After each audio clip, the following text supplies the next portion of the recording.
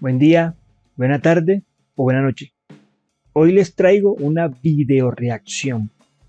Primero decirles que hago esta video reacción sin el acostumbrado estilacho, es decir, sin el meme, sin la burla, sin el sarcasmo y sin la sabrosura. Nada de eso, porque a esta persona a la que le hago la video reacción le tengo un profundo respeto, ya que su discurso también es respetuoso.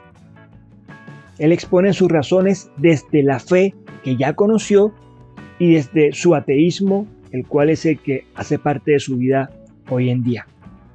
Decirles también que este no es un video hecho para ateos, porque si tú que eres ateo lo llegas a ver, lo más probable es que te puedas mear de la risa. Y no porque sea gracioso, sino porque las cosas que aquí expongo son inauditas y completamente absurdas desde la perspectiva del ateísmo. Así que, si eres ateo y no quieres molestarte con la sarta de tonterías que voy a decir a continuación, entonces preferiblemente no veas el video.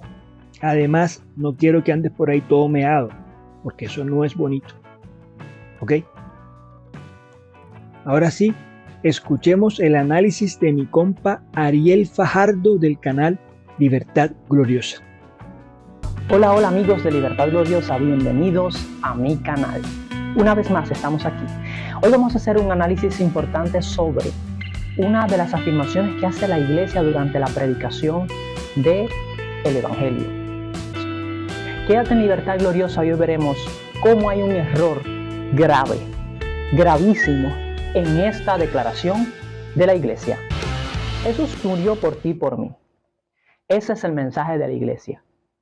Porque de tal manera amó Dios al mundo que envió a su Hijo para que todo aquel que en él cree no se pierda, mas tenga vida eterna. Cristo murió por nosotros para darnos la salvación. Pero murió por nosotros, ¿por qué? Según la iglesia, Jesucristo murió por nuestros pecados, tomando nuestro lugar en la cruz del Calvario. ¿Por qué? Porque éramos pecadores. O sea, que Él murió por nuestros pecados. Pero hay algo importante que debemos analizar. ¿Cómo es posible que el mismo Dios que inspiró la ley diciendo que ningún hombre iba a morir en lugar de otro, creara un plan de salvación basado en una transgresión o el incumplimiento de la misma ley que él inspiró? Y ese es el primer error. Si Jesús murió en nuestro lugar y murió por nuestro pecado, murió entonces incumpliendo la ley que su propio Padre había establecido. Y si incumplió la ley de su propio Padre, entonces era un transgresor de la ley. Y todo transgresor, según la Biblia, se le llama pecador. La posición de Ariel es bastante interesante y valiosa en la medida en que el hombre hoy es ateo, pero en algún momento de su vida fue creyente, cristiano practicante, pero practicante a un nivel digamos que superior. Así que no dejen de revisar su contenido porque en serio es bien interesante observar esa transición. Y como vieron, el hombre se expresa bastante bien y explica los puntos con suficiencia.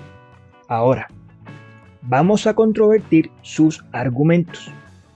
Hay un padre bosnio de nombre Jozo y apellido Sovko, quien dice que hay dos cosas fundamentales para lograr entender la Biblia. La primera, y esto creo que lo he dicho en videos anteriores o en algún comentario en este canal, y es que la Biblia no es un libro de historia y no puede leerse como un libro de historia. Es un libro de religión. Cuando la lees, debes leerla con el corazón, no con el entendimiento. Con el corazón. Evidentemente esto es una metáfora, pero es que de hecho así es que se debe leer la Biblia. Segundo, la Biblia es un libro dinámico y esa es la magia que tiene este documento milenario. Si tú la hubieras leído hace 2300 años, hubiera tenido un significado válido para que tú pudieras alcanzar la espiritualidad hace 2300 años. Ahora, si la estás leyendo hoy, justo ahora, en los tempranos años 20, notarás que también tiene un gran valor para alcanzar un mayor nivel de espiritualidad hoy. Entonces, lo que dice el padre Yoso: 1. Hay que leer la Biblia con el corazón. 2. La Biblia es un documento dinámico en el tiempo. En tal sentido, yo pienso, y refiriéndome puntualmente al análisis que hace Ariel, quien incurre en un verdadero gran error es él, al tratar de entender la Biblia desde una perspectiva rigurosamente literal. Analicemos el versículo del que habla Ariel, el Deuteronomio 24:16. El versículo dice palabras más, palabras menos. Los padres no morirán por sus hijos, los hijos no morirán por sus padres, cada quien muere por lo suyo. Esto evidentemente hace referencia al pecado y quiere decir que ni los padres pagan por los pecados de sus hijos, ni los hijos van a pagar por los pecados de sus padres. Cada quien debe responder ante el Altísimo por sus propios errores. O sea, no es ningún tipo de prohibición, no es un impedimento, es simplemente una advertencia. No esperes que nadie te salve el culo. Tú eres responsable por lo tuyo, punto. A eso hace referencia el versículo. Sin embargo, hagamos el ejercicio mental y leamos el versículo literalmente. Cosa que definitivamente no se debe hacer nunca y que solo suelen hacer los fanáticos religiosos y los ateos. Es decir, vamos a resolver el primer punto que he preparado para ustedes, mis amigos. Primer punto. ¿Realmente Jesús incumple lo que dice la ley? Sencillo. Si nos vamos al texto y lo tomamos literalmente, si nos ponemos literalistas, la muerte de Jesús por nuestros pecados no transgrede en absoluto la norma judía, ya que ni Jesús era nuestro Padre, ni mucho menos era nuestro Hijo. Es decir, que técnicamente esta ley no está siendo violada en absoluto. Por lo que nos lleva al segundo punto. A mí me llama la atención que Jesús no pudiera transgredir la ley judía. ¿Por qué razón? ¿Acaso Jesús era judío? Si partimos del hecho de que fueron los mismos judíos quienes evidentemente facilitaron su asesinato, yo diría que es más que notorio que Jesucristo no tiene nada que ver, no tiene cabida en el judaísmo. Si los judíos fueran católicos, yo diría que Jesús fue excomulgado del judaísmo. Dicho de otra forma, Jesús no era judío. No, pero no es que no naciera judío, porque era la tradición religiosa de sus padres y en la que se basó para desarrollar gran parte de su prédica, sino que Jesucristo refunda, si cabe el término, refunda o vuelve a fundar esa iglesia. Le hace un lavado de cara, la actualiza, transformándola en lo que hoy conocemos como cristianismo, una religión completamente diferente a esta original. De hecho, los que saben, si recuerdan el pasaje de las bodas de Caná, recordemos que él saca casi que a patadas a los mercaderes que estaban comerciando en el templo y les dice: han convertido la casa de mi padre en un lugar de ratas, en un nido de ladrones, tal. Entonces vienen los fariseos, que eran los expertos en las escrituras, y le preguntan: oye, ven acá, Jesús, pero ¿y tú con qué autoridad dices y haces estas cosas? Entonces el hombre les dice: destruyan este templo que yo en 3 días vuelvo y lo levanto. Como ellos también eran literalistas, obviamente casi les da un patutús y le dijeron: ah, Jesús, ¿cómo así? Si esto se construyó, si el templo se construyó en 40 y tantos años, ¿cómo es que tú en 3 días y bla, bla, bla, bla, bla? Se formó el zaperoco, el coge-coge, y esa fue una de las acusaciones ante Sanedrín. Obviamente aquí está el fundamento de la verdadera religión de Jesucristo. Con la muerte y con la resurrección 3 días después, estas palabras toman sentido. El judaísmo comienza a perder preponderancia con la resurrección de Cristo, y ahí comienza esta nueva religión que fue fundada en su nombre. Entonces, técnicamente Jesús no era judío, o por lo menos no murió siendo judío, así que no necesariamente transgrede la ley cuando la incumple. Desde esta perspectiva, él no transgredió la ley. Pero yo me hago otra pregunta, y este es el tercer punto. ¿Acaso Jesús, siendo el Hijo de Dios, el mero mero, no podía transgredir la ley? Son varios los pasajes bíblicos en los que Jesús transgrede la ley judía, o en los que se nota que no le interesa mucho cumplir estas normas. Y no hablo de los pasajes en los que de tajo merece la pena de muerte por hacerse llamar Hijo de Dios, que era una herejía mortal para los sacerdotes judíos, sino, por ejemplo, me refiero a aquel pasaje en el que unos fariseos le dicen a Jesús: oye Jesús, ¿por qué tus discípulos no se lavan las manos cuando comen pan? Están transgrediendo la tradición de los antiguos. Y Jesús básicamente les dice: hipócritas. Para él eso no era relevante. O por ejemplo, en aquella ocasión en que los discípulos de Jesús, en una de estas prédicas de Jesucristo, sintieron hambre y arrancaron espigas en el Sabbat.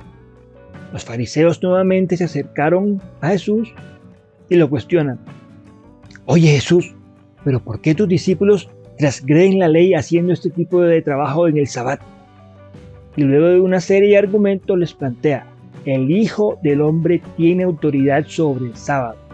O sea, básicamente, cállense la boca, que ustedes no saben nada. Así que, como quien dice, a Jesús poco o nada le valen las tradiciones judías. A él lo que le interesa realmente, a Jesús lo que le preocupa es el fondo y no la forma. O sea, salvar almas, que es lo verdaderamente relevante. En tal sentido, que no te laves las manos para comer, que trabajes en el Sabbat o que mueras por tus hermanos, no es relevante. Lo relevante es salvar almas, salvar tu alma del pecado. Vamos al quinto punto. ¿Será que Jesús per se muere por nosotros? Para mí esto es una mala interpretación. Y aquí me centro en el por qué los católicos se consideran la Iglesia de Cristo. Si Jesús muere y nos salva del pecado, como dice la Escritura, literalmente, eso implicaría que el pecado deja de existir en el momento justo en que Jesús muere en la cruz. Una vez Jesús muere en la cruz, el pecado se borra de la faz de la tierra. Pero obviamente esto no es así. El diablo sigue suelto, seguimos pecando, incluso notaremos que la gente de hoy es más pecadora que antes, más pecadora que nunca. Antes eran unos angelitos comparados con los seres demoníacos en los que nos hemos convertido hoy. Entonces, ¿para qué sirvió la muerte de Jesús? Fácil. La respuesta nos la predica Jesucristo en diferentes escenarios, diciendo, por ejemplo: el reino de Dios se ha acercado. He venido para reconciliar a Dios con su pueblo. Dios envió a su Hijo unigénito para que podamos tener vida eterna. Y la frase ganadora: he sido enviado para darles la buena nueva. ¿A qué hace referencia esa frase? ¿Cuál es esa buena nueva? ¿Cuál es esa buena noticia que surge con la muerte de Jesús en la cruz? Miren, piensen en esto. Si la historia acaba con la muerte de Jesús, estaremos todos de acuerdo en que hubiera fracasado rotundamente. El Hijo de Dios viene a la tierra y al final lo matan. ¿Qué tiene eso de buena noticia? Si eso queda ahí, con toda seguridad, los discípulos de Jesús se hubieran dado cuenta de que no hay ningún enviado, que fracasó y se hubiera acabado el cristianismo incluso antes de empezar. Lo que motiva el surgimiento de esta religión es la resurrección de Cristo. Recordemos que Él ya dijo que en 3 días va a construir una nueva iglesia, que iba a derrumbar la iglesia anterior y a reconstruir la iglesia. Porque la iglesia anterior ya estaba obsoleta para aquellos tiempos y para los tiempos que corren hoy en día. Jesús resucita y los discípulos ahora sí están convencidos por completo y dispuestos a morir por el que definitivamente sí es quien dice quién es. Este sí es el propio, este sí es el mero mero. En ese momento nace la semilla del cristianismo con la resurrección de Cristo. Listo, pero a mí todavía no me encaja eso. ¿Qué tiene de buena nueva? ¿Cuál es la novedad? Si ya teníamos una religión, ¿qué diferencia hace tener otra? Fácil. Con la anterior religión, el perdón de los pecados era jodidísimo, era imposible. La buena noticia es que con la creación de esta nueva iglesia podemos vencer al pecado de forma inmediata. La buena nueva es que todos, absolutamente todos, podemos ser los más pecadores de este mundo, haber cometido el crimen más atroz, ser los peores seres humanos de la historia, podemos ser demonios personificados. Pero si nos arrepentimos, volvemos a estar en gracia con Dios. O como decía Jesús, nos reconciliamos con Él. ¿Y cómo pasa esto? He aquí el por qué muchos afirman que la religión católica es la religión de Cristo. Por el misterio de la confesión. Con el sacramento de la confesión tenemos la posibilidad nunca antes vista en la historia de la humanidad de que Dios nos perdone todos nuestros pecados, hasta los más aterradores, simplemente tan sencillo como confesándolos y teniendo la firme intención de no volver a pecar. Intención que nunca se termina de completar porque como somos seres humanos, volvemos a pecar, pero otra vez nos confesamos y Dios vuelve y nos perdona. Y así, cuantas veces la cagues, te confiesas y Dios te vuelve a perdonar. Puede haber una mejor noticia que esa. Esa es la buena nueva. Una iglesia que a través de un simple sacramento te permite acceder a la vida eterna y a la gloria de Dios de forma directa. A eso se refería Cristo. Entonces, Ariel, hermano mío, Jesús no muere en la cruz por nuestros pecados. Eso es alegórico, es solo el nombre sin apellido. Jesús muere en la cruz por nuestros pecados, ya que gracias a su muerte y resurrección se establecen las bases para la creación de una iglesia en la que todos nuestros pecados son perdonados a través del sacramento de la confesión. Hasta aquí este video. Gracias por verlo y gracias a Ariel por dejarme controvertir sus argumentos. Dejen sus likes, suscríbanse a este canal y comenten, que me interesa muchísimo su opinión respecto a todo lo que han escuchado. Revisen el contenido del canal de Ariel, Libertad Gloriosa. Suscríbanse, que la verdad tiene un análisis bien riguroso y dedicado. Y nada, un abrazo y felices fiestas para todos.